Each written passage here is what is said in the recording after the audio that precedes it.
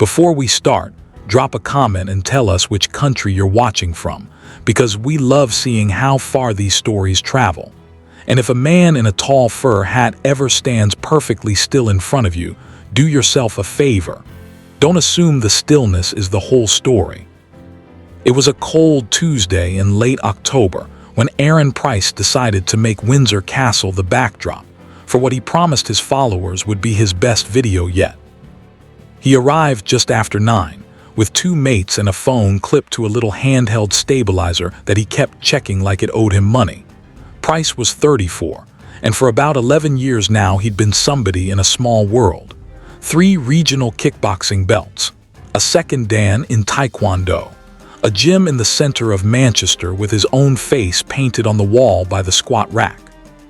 And more to the point lately, a channel with 400,000 subscribers who liked watching him explain, in a low, confident voice, why everything other people believed about fighting was wrong.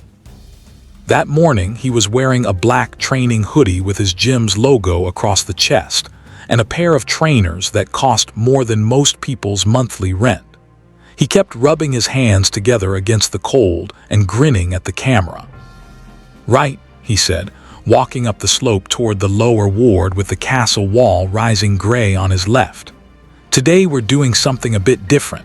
We're going to look at one of the most overhated, overdressed, completely useless bits of so-called soldiering in the entire world, the Royal Guard."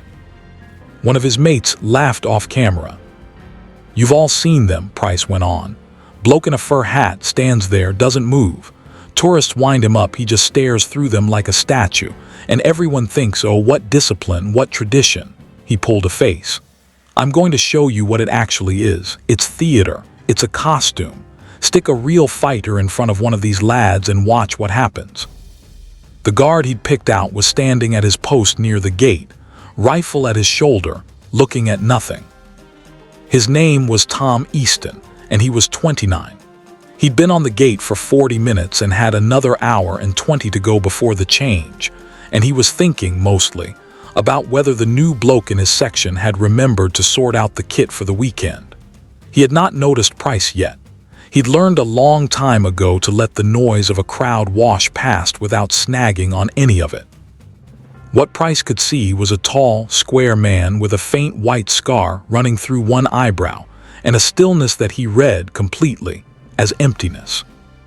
What Price could not see was the rest of it, that Easton was a corporal in the parachute regiment, that he'd done a 6-month tour in Helmand at 22 and come home thinner and quieter, and with a story about a riverbed he never told, that for 6 years he'd boxed light heavyweight for the battalion and twice for the army, and that the scar over his eye had been stitched by a medic in a gym in Aldershot after a fight he won on points. None of that was written on the uniform. That was the entire idea of the uniform. Up by the gatehouse, leaning against the cold stone with a paper cup of tea going lukewarm in his hand, a man named Ray Naylor watched Price set up his shot and felt his morning quietly curdle. Naylor was the color sergeant. He was off the gate himself today, running the guard, and he'd seen this particular kind of confidence walk up that slope more times than he could count. Stag doos, influencers, the occasional drunk. He could read a problem from 50 meters the way some people can smell rain coming. He set his tea down on the ledge and started to move, unhurried, the way you move when you don't want to make a thing into a thing. "So I'm going to get nice and close," Price was telling the camera, walking right up to within a stride of Easton, "and I want you to watch how he doesn't react. Because that's not control, lads. That's training the human being out of someone." He waved a hand in front of Easton's face. "Nothing. See, nothing in there." He clicked his fingers by Easton's ear. "Hello, anyone home?" Easton's eyes stayed where they were. A small muscle moved in his jaw and then went still. He'd had grown men cry on him, propose to him, sing at him. A bloke clicking his fingers was nothing. He carried on counting down the minutes. A family stopped to watch. Then a tour group of about a dozen, half of them lifting their phones because a phone is what you lift now. A woman near the back said something to her husband, and the two of them stepped away and kept walking. An older man in a green wax jacket, standing on his own, did not walk away. He folded his arms and watched Price with an expression that anyone who'd ever served would have recognized.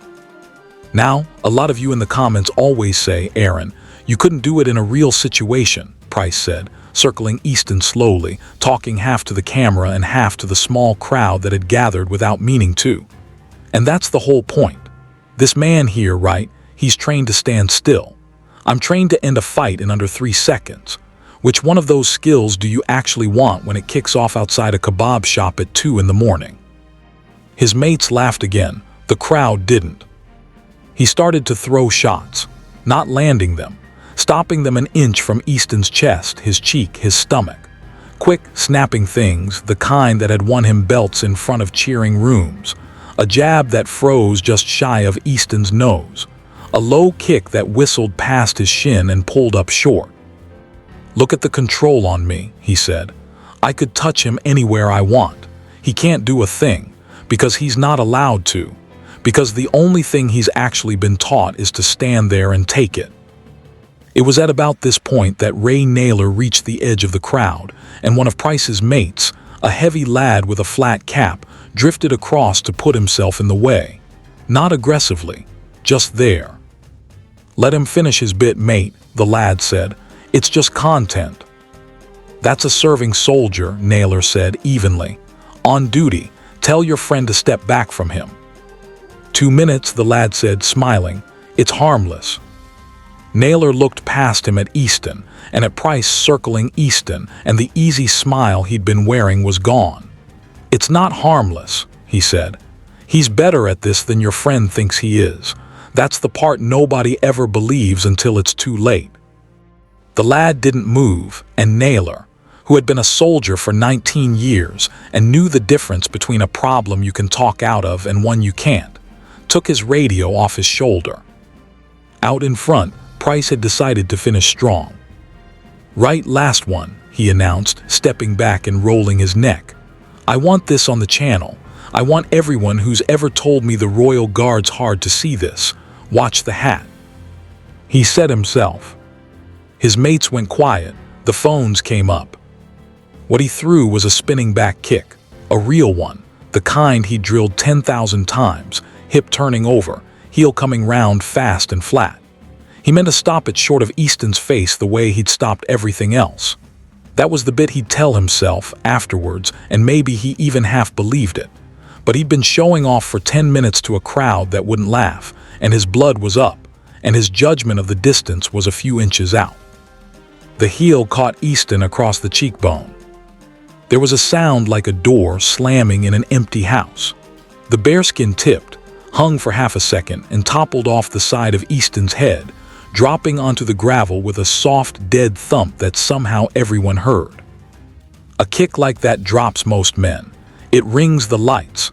Price had seen it put trained fighters on the canvas in rooms full of people who knew what they were watching. Easton's head turned with it, and then it came back. That was all.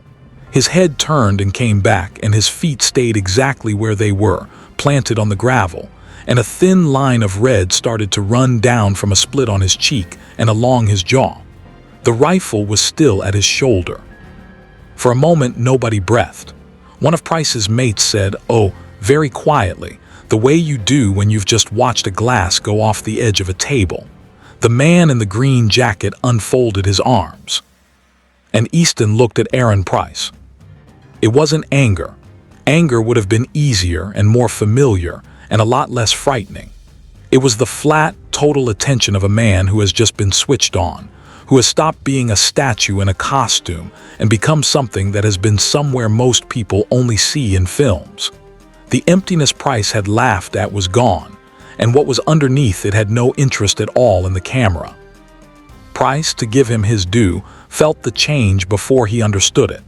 The grin came off his face on its own. "Mate, that was an accident," he started. "I didn't mean." Easton bent in one clean movement and laid the rifle down on the gravel. Up by the gatehouse, Naylor was already moving, already talking into the radio, but he didn't tell Easton to stand down because he could see, the way only another soldier could, that it wasn't necessary. Easton wasn't going to do anything stupid. Easton was the most controlled person in that courtyard. That was the whole problem with him from Price's point of view. He was so controlled it was terrifying. Price did what a fighter does when his body realizes trouble has arrived before his pride catches up. He set his stance. Hands came up. Some part of him, the part that had won 3 belts, decided it would land first and land hard and put this to bed before it started.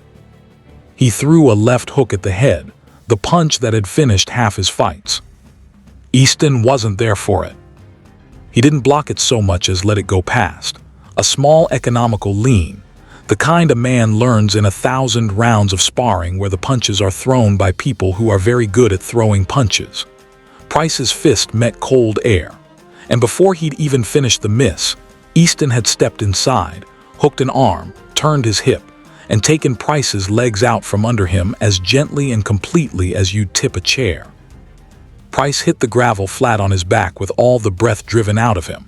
He was a strong man and a trained one, and he tried, instinctively, to bridge and roll and scramble back to his feet, and every single thing he tried was already accounted for. A knee found his sternum light, just enough weight to say no. A hand pinned his wrist. He bucked once more and the pin tightened in a way that wasn't painful but made the idea of moving feel pointless. "Stay down," Easton said. His voice was low and almost kind. "That's enough now."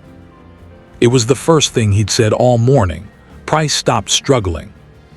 The whole thing, from the missed hook to the gravel, had taken perhaps 4 seconds. There was no flourish in it. Nobody watching could even have told you exactly what they'd seen. There'd been no big throw, no spinning, nothing for a phone to clip up and slow down. A man had thrown his best punch, and a second later he was on his back, gasping, and the man who'd put him there hadn't even seemed to hurry. Naylor arrived then, and behind him 2 of the castle's security staff, and a little after that a pair of police constables who'd been on the high street. Price's mates had gone very still and very quiet and were no longer filming. Somebody had picked up the bearskin and was holding it the way you'd hold something you weren't sure you were allowed to touch. "Corporal," Naylor said. Easton looked up, gave a small nod and lifted the knee off Price's chest. He stood, picked up his rifle and stepped back to his post, and apart from the line of blood on his cheek and the bare head, he might never have moved at all. He came back to attention. He looked at nothing again. The whole transformation from soldier to statue took about as long as the one that had run the other way. It was the man in the green jacket who said it out loud, to the people standing near him, in the voice of someone who spent his life around uniforms. "That lad's not just a guardsman," he said. "Look how he fell back into it. You don't get that calm from drill. You get it from doing the job for real." Price was sitting up now on the gravel, one hand on his ribs. A constable was crouched beside him. He wasn't saying much. The confidence had drained out of him completely, and what was left was a man on the ground who just understood, very fast, that he'd built his whole sense of himself on top of a thing he didn't actually understand. Naylor crouched in front of him. "You all right?" he asked, not warmly, but not cruelly either. "I think so," Price said. His voice had gone small. What was that? I've sparred with proper fighters, pro fighters. I've never had anyone do that to me. He didn't even seem to try." "No," Naylor agreed. "He wouldn't have." He stood and looked down at Price with the patience of a man who'd had to explain this before to people who wouldn't listen. "You want to know what you were looking at this morning, so I'll tell you, because the rest of these good people probably want to know as well." He half glanced at the crowd, which had drawn back into a loose ring and gone quiet. "That man," Naylor said, "joined the parachute regiment at 18. He's done a tour in Afghanistan. He carried a friend of his the better part of a mile under conditions I'm not going to describe in front of children. He's been in fights where the other side were trying to kill him, not score points off him. And when he wasn't doing that, he boxed for the battalion, and then he boxed for the army light heavyweight, and he was good enough that men who do this for a living respected him." He let that sit a second. You threw your best punch at a man who spent 6 years getting hit by people who hit a great deal harder than you, and who learned how to make them miss. And then you wondered why he made you miss. Price said nothing. The standing still, Naylor went on. The bit you were laughing at, that's not them training the man out of him. That's the hardest thing he does all week. You can teach almost anyone to throw a kick. You cannot teach most people to stand under provocation with a weapon on their shoulder and not respond for 2 hours in the cold, while a stranger clicks his fingers in their ear for an audience. That control is the whole job. It's the same control that keeps a man calm when it really is going badly, when there really is something to be afraid of. He didn't lose his temper with you. He could have hurt you very badly, and he didn't. He put you on the floor and held you there and told you to stay down, and that's it. That restraint you watched, that was the discipline, not the standing still, the choosing not to. One of the tourists, a young woman with an American accent, spoke up. But why have someone like that just standing there? If he's done all that, isn't it a waste? Naylor almost smiled. Everyone asks that, he said. These postings rotate through proper units. The lad on this gate 6 months ago might be on operation somewhere this time next year. The fur hat isn't the job. The fur hat's just where he is this month. The job is being the kind of soldier you can put anywhere and trust to do the right thing, including the right thing when an idiot kicks him in the face on camera. He glanced at Price. No offense. None taken, Price said quietly. Fair enough. They charged him in the end. Assault on a serving member of the armed forces is not something the Crown is relaxed about. And there was, of course, plenty of footage, most of it shot by Price's own people for a video that was never going to go up the way he'd planned. He sat in a small office for a couple of hours while the paperwork was sorted, and at some point he asked, through the constable, whether he could speak to the guardsman. He said he wanted to apologize properly. The constable looked skeptical, but the request went up the line, and Naylor, after a moment's thought, said he'd see if Easton was willing once his shift was done. It was past 2 when they came face to face again, in a plain room with a strip light and 2 chairs. Easton had changed out of the ceremonial kit and was in ordinary uniform now, a small dressing taped over his cheek where a medic had cleaned the cut. He didn't look like a statue anymore. He just looked like a tired man at the end of a long stag. Price stood up when he came in. He hadn't planned to, his body just did it. Cheers for seeing me, he said. You didn't have to. Easton sat. Say what you came to say. Price sat too, and for a moment he couldn't find the start of it. He was used to talking. Talking was most of what he did, but the patter wasn't any use to him here. I got it completely wrong, he said finally. Before I even threw anything, I looked at you and I saw a prop. Something to make a video about. I didn't see a person, and I definitely didn't see a soldier. He rubbed his face. I've trained my whole life. I'm not bad at what I do, but I do it for a room, for likes, if I'm honest. And what you did out there was nobody clapping for it. You weren't trying to look good. You just dealt with the problem and went back to your spot. He shook his head. I've never seen anyone do that. I didn't know that was a thing you could even be. Easton looked at him for a while. Whatever he was weighing, he seemed to find the apology good enough. All right, he said. Can I ask you one thing? Price said. And then I'll leave it, that kick. I caught you clean. I've put fighters out cold with that kick. You barely moved your feet. How do you take a shot like that and not even? He stopped, not sure how to finish it. Easton was quiet for a moment. When he answered, there wasn't any drama in it, which somehow made it worse. You've been hit by men who want to win, he said. It's a different thing being hit by a man who wants to win. You can tell the difference once you felt both. He stood up slow, like his back was sore, which it probably was. And the worst day I've had, a lad I knew didn't get up afterwards. So no, a boot to the face from someone who needs a camera running before he'll throw it. He didn't even shrug. It doesn't really reach me, son. It's a long way down from where the bad days live. He went to the door, and then he paused with his hand on it and said one more thing, and it wasn't unkind. You're not a bad fighter. You're just fighting the wrong thing. Stop trying to beat people who never asked. and he left. Price sat in that room on his own for a good while after the door clicked shut. The next morning, Tom Easton was back on the gate at Windsor, bearskin restored, the small dressing the only sign anything had happened, and even that was hidden under the strap. The cold had lifted a little. A new crowd gathered with new phones, and a few of them had heard something about the day before, and you could see it in how they stood. They kept their distance. They were quieter. When children waved, he didn't wave back because he never did, but a couple of the parents nodded at him as they passed, the way you nod at someone you've decided, late, to respect. Ray Naylor walked the line at 9:30 with a fresh cup of tea, and stopped for a second to look at his guardsman standing dead still in the morning light, giving nothing away to anybody, and he allowed himself a small private smile before he moved on. He'd spent 19 years watching people mistake silence for emptiness, and stillness for weakness, and a calm man for an easy one. Now and then, he thought, the world sorted it out on its own.